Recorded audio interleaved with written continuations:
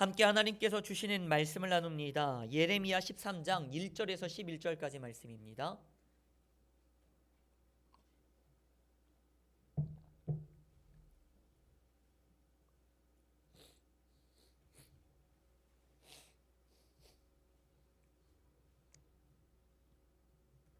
예레미야 13장 1절에서 11절까지 말씀. 우리 같이 함께 한 목소리로 읽지 않고 교독하도록 하겠습니다. 함께 교독하고 마지막 11절은 다 같이 읽도록 하겠습니다. 제가 먼저 읽습니다. 여호와께서 이와 같이 내게 이르시되 너는 가서 배띠를 사서 네 허리에 띠를 띠고 물에 적시지 말라 하시기로 여호와의 말씀이 다시 내게 임하여 이르시되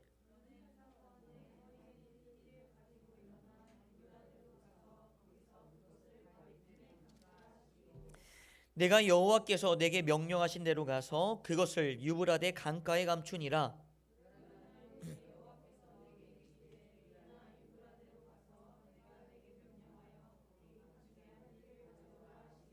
내가 유브라데로 가서 그 감추었던 것을 파고 띠를 가져오니 띠가 썩어서 쓸 수 없게 되었더라. 여호와께서 이와 같이 말씀하시니라. 내가 유다의 교만과 예루살렘의 큰 교만을 이같이 썩게 하리라.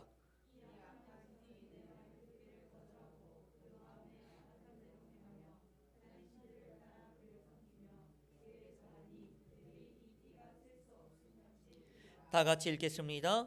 여호와의 말씀이니라. 띠가 사람의 허리에 속함 같이 내가 이스라엘 온 집과 유다 온 집으로 내게 속하게 하여 그들로 내 백성이 되게 하며 내 이름과 명예와 영광이 되게 하려 하였으나 그들이 듣지 아니하였느니라. 아멘. 할렐루야. 아멘.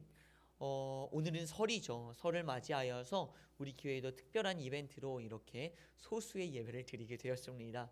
이렇게 소수로 예배를 드리는데 전 전도사님의 찬양을 보면서 아무리 눈을 씻고 쳐다봐도 한 100명이 있는 것처럼 찬양을 하고 계시는데 그대의 눈앞에는 분명히 빈자리가 많을 텐데 그럼에도 불구하고 찬양하는 그 모습이 눈이 멀었든지 아니면 하나님의 영광을 보았든지 하는 것 같습니다. 오늘은 그렇게 설입니다. 사실 이 설에 당연히 주님의 자리를 지키는 것은 마땅하지요. 마땅하지만 그 주님의 자리에 있어서 주님의 자리를 지키는 그 형태에 있어서는 조금은 다른 모습들이 분명히 있을 수 있습니다. 제가 오늘 드리고자 하는 말씀은 바로 그겁니다. 형태는 다를 수 있으나 주님께서 주신 그 자리는 꼭 지키시기를 주님의 이름으로 간절히 부탁드립니다. 아멘. 김난도 교수님을 아십니까? 제가 예전부터 꽤 글을 잘 쓰시는 한 교수님이세요.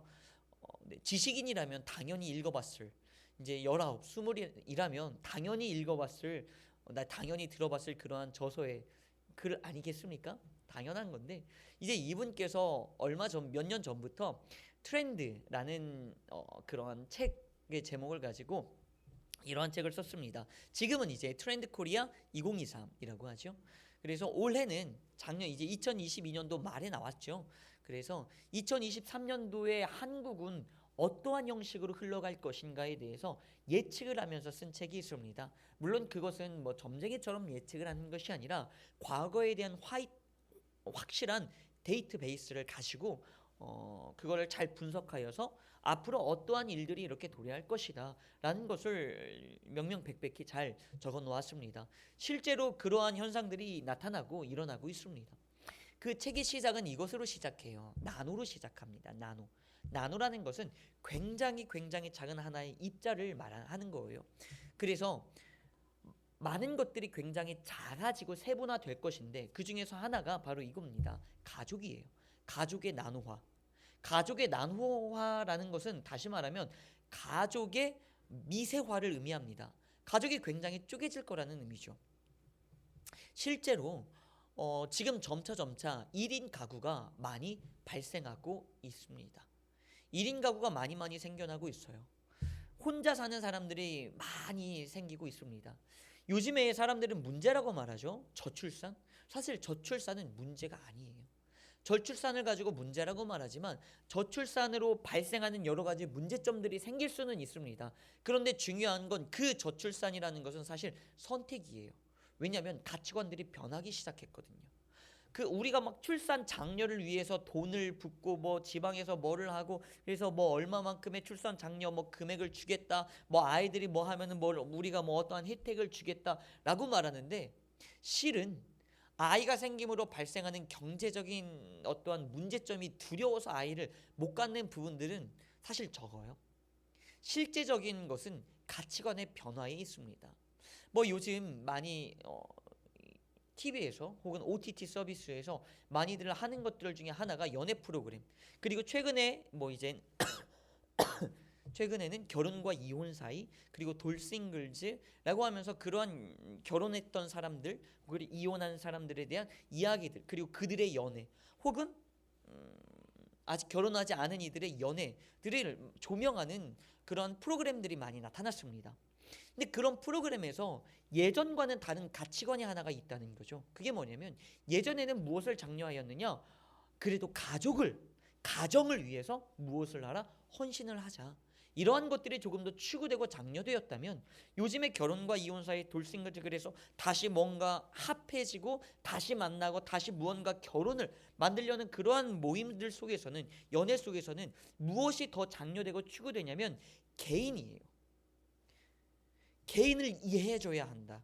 그래서 개인의 어떠한 행복인 추구권을 우리가 이해를 해줘야 된다 해서 조금 달라졌습니다, 가치관이. 이것이 무엇을 말하냐면 이거는 제가 이렇게 정의를 내렸습니다. 하나를 위해서, 하나가 되기 위해서 희생하기보다는 한 개인을 위해서 배려해줘야 되는 사회로 바뀌었다는 거예요. 이해되시죠? 우리가 하나가 되기 위해서 개인이 희생하는 그런 시대는 사실 이미 지났다는 거예요. 그리고 이제는 단체가, 그리고 여러분들 개인이 공동체를 이루었다 하더라도 한 개인을 위해서 이제는 눈치를 봐주고 배려해줘야 된다는 의미예요. 이제는 그러한 사회로 바뀌었습니다. 바꿔 말하자면 1인이 굉장히 중요해진 시기예요. 물론 거기에 있어서 당연히 저출산이라는 문제는 아닌 어떠한 선택들이 다가옵니다. 그런데 뜻하지 않게 한 가지 좋지 않은 영향력이 다가오는데, 그게 뭐냐면 개인의 활동들이 많아지고 개인 가구들이 많아지면 많아질수록 하나는 따라올 수밖에 없습니다. 바로 뭐냐면 외로움에 근간한 고독사회라는 거예요. 다들 고독해집니다. 형태는 다르겠지요. 뭐 이제 나이가 많아서 홀로가 되었든지, 혹은 뭐 여러 가지 뭐 이혼이나 혹은 이별로 인해서 혼자가 되었든지, 뭐 여러 가지, 혹은 내가 비혼을 선언하면서 혼자가 되었든지, 혹은 이제는 부모님으로부터의 독립을 선언하면서 혼자가 되었든지 간에 여러 가지 의미와 여러 가지 이유로 말미암아서 1인 가구들이 생기는데, 그게 그러면 개인의 행복을 위해서 그렇게 되었으니 그것이 좋느냐 좋으냐 라고 말하면, 실은 그 안에는 외로움에 있다는 거예요. 외로움이 있고, 그로 말미암아서 사회는 굉장히 고독한 사회가 되기 시작하고 있습니다. 그래서 이제 개인이 그 외로움을 채우기 위해서 다른 무언가들을 이제 끊임없이 또 하기 마련이겠죠. 하지만 이 외로움이라는 것은 하나의 취미를 가지고 해결되지는 않아요. 결국에 인간이라는 것은 서로의 어떠한 교류가 있어야만 하거든요. 이러한 것들이 없으면 사실 외로움이라는 그 근본은 해결되지는 않는다는 의미입니다. 결국 이 고독사회라는 하나의 문제점은 생기게 되어 있고, 그것이 나라 차원에서 혹은 이 교회 차원에서 어떠한 해결을 이제 줘야 되는 것이 이 교회로서 그리고 목회자로서의 하나의 숙제가 되고 있습니다. 그래서 저는 생각해요. 이제 2023 트렌드 뭐 코리아처럼 기독교 서적에서도 한 서적이 나왔습니다. 근데 저 읽어보진 않았습니다만, 그걸 읽어보신 한 목사님께서 이렇게 말씀하시더라고요. 요즘 교회는 그래서 뭐 이러한 여러 가지 트렌드들을 따라서 이제는 만남, 모임보다는 개인의 각자의 예배를 통해서 이러한 폰 혹은 TV를 통한 그러한 예배들이 더 발달돼야 된다라고 말합니다. 근데 저는 조금 역행합니다. 반대라고 생각해요. 외로움과 고독사회가 발생하는 만큼 우리 기독교는 뭐를 해줘야 됩니까? 그들의 근본적인 문제를 해결해주기 위해서 사실 더 모여야 되는 거예요. 세상의 OTT가 발달하고 세상에 많은 것들이 발달하면서 많은 것들을 스스로 볼 것입니다. 그리고 개인적으로 하겠죠. 이제 분명히 세상은 가고 가면서 학교의 학급수는 더욱더 줄어들 겁니다. 저출산 때문이 아니에요. 이제는 뭐를 할까요? 이제는 홈스쿨링이 조금 더 발생되고 있습니다. 아직 한국 사회에서는, 한국 교육계에서는 홈스쿨링이 완벽하게 자리 잡지는 않았어요. 아직은 여전히 많은 문제점들이 있습니다. 그럼에도 불구하고 점차 홈스쿨링을 하는 사람들이 많지 않지고 있어요. 그만큼 학교에서도 사람을 놓치고 있다는 거죠. 그리고 그게 가정 개인화가 되고 있죠. 그런데 거기에서 중요한 건 뭡니까? 그래서 교회도 그렇게 하자? 아니죠. 그러면 그들에게 더욱더 문제점들을 해결해 주지 못하는 교회가 될 뿐입니다. 그래서 이 교회가, 제가 생각하는 것은 그래요. 그 문제점을 해결해 줄 수 있는 건 결국엔 뭐냐? 모이자고, 모이자 속에서 서로 이해하면서 교류를 나누는 그러한 시스템이 갖추어져야 되는 것이 이 교회가 앞으로 나아가야 될 미래의 방향성이다. 그리고 하나님께서 나에게 주시는 사명이다라고 생각을 합니다. 어쨌든 이러한 외로움이 대두가 되고 무언가를 내가 선택함으로 그러한 악영향이 생깁니다. 자, 여기에서 그럼 오늘의 말씀으로 돌아가 볼까요? 오늘의 말씀에서는 예레미야가 나옵니다. 하나님께서 예레미야에게 말씀하십니다. 야, 배띠를 하나 사. 네, 샀습니다. 그거 잘 차고 다녀. 아, 네, 잘 차고 다니겠습니다. 너 그거 너 부셔지면 너 혼난다 너. 오케이, 알겠습니다. 배띠에 대한 사용 설명서를 받았겠죠. 그래서 아이고, 뭐 어떻게 관리해야 됩니까? 내가 이거 처음 사봐가지고 모르겠는데요. 아이고, 배띠라 허리띠는 다 아시겠지만요, 이 허리띠는요 물에 닿으면 쥐약이야. 큰일 나. 물에 닿으면 이게 썩어요. 안 됩니다. 아유, 알겠습니다. 물에 적시지 않고 아주 잘 차고 다닙니다. 막 비 오는 날에는 애지중지하면서 잘 다니고 있어요. 그런데 하나님께서 말씀하십니다. 야, 이제 배띠 풀어서 유브라데, 큰 강이에요. 강 중에 하나입니다. 유브라데 강가 그 물가에다가 숨겨놔. 다른 사람들이 못 가져가게. 알겠습니다. 해서 물가에다가 잘 해서 이렇게 막 어디 뭐 바위 틈에다가 잘 숨겨놨겠지요. 어디에다가 잘 숨겨놨습니다.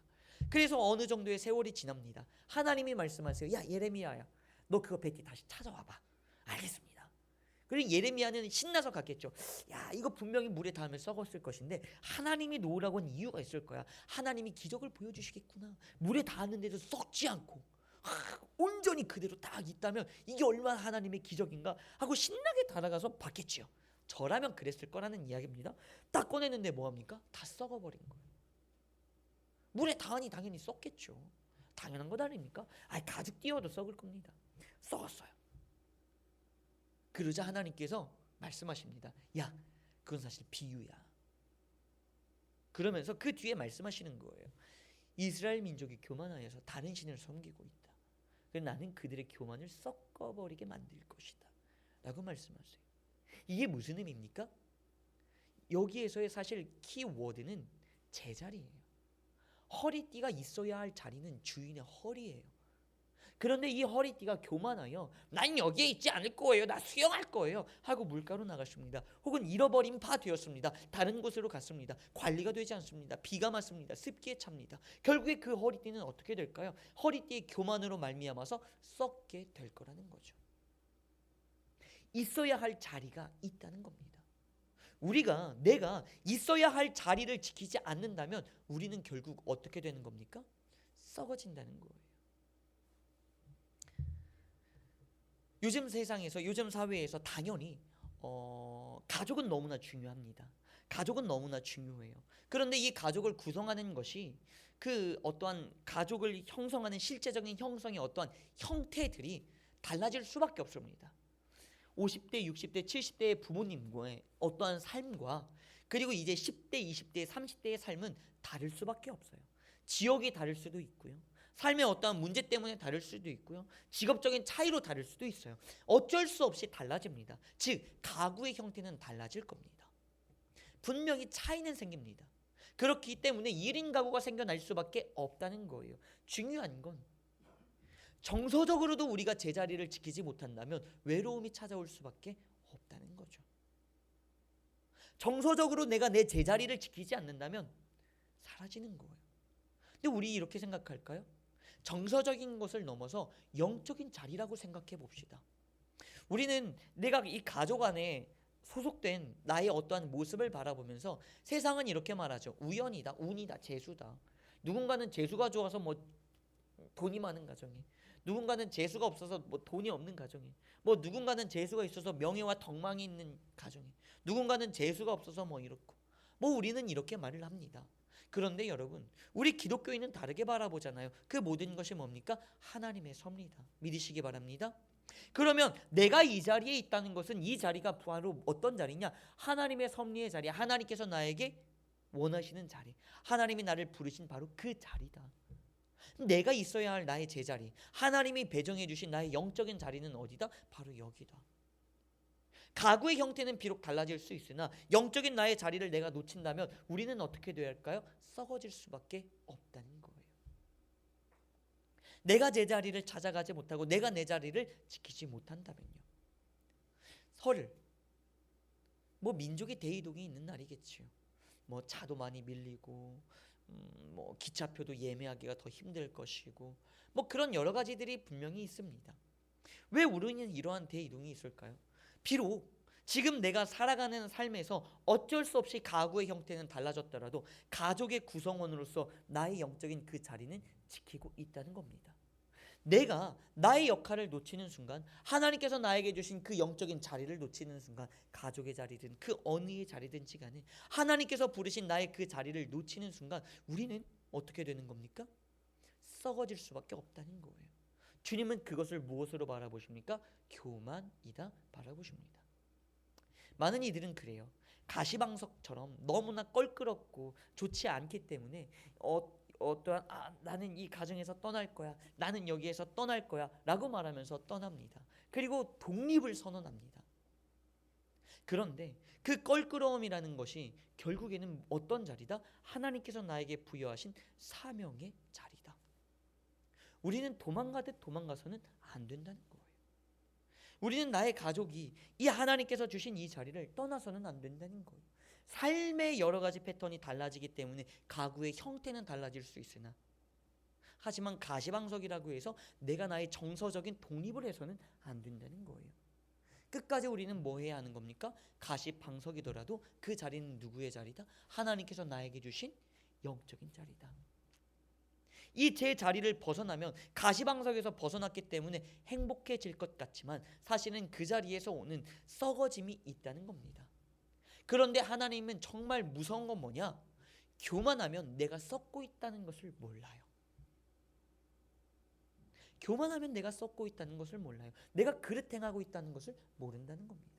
그렇게 우리는 뭐 해야 됩니까? 내가 더욱 겸손해지며 하나님이 나에게 주신 자리다라고 생각하며 우리는 다시 민족의 대이동이 있는 이 설에 나의 가족으로 하나님께서 주신 그 영적인 자리로 복귀하셔야 하는 거예요. 그리고 우리는 언제나 무엇해야 합니까? 비록 몸은 떨어져 있더라도 영적인 자리를 찾아서 늘 나의 기도 가운데서는 그 가족의 위치로서의, 가족으로서 마땅히 해야 할 그 기도가 늘 하나님께 올려져야 한다는 겁니다. 여러분들께 질문드립니다. 어른들은 당연히 하시겠지만요, 가족을 위해서 얼마나 기도하십니까? 우리는 이 가족을 위하여, 나의 자리를 위하여 더욱 기도하는 시간이 많아져야 할 것입니다. 그것이 곧 무엇입니까? 영적인 나의 자리를 지키는 모습이라는 겁니다. 여러분, 설입니다.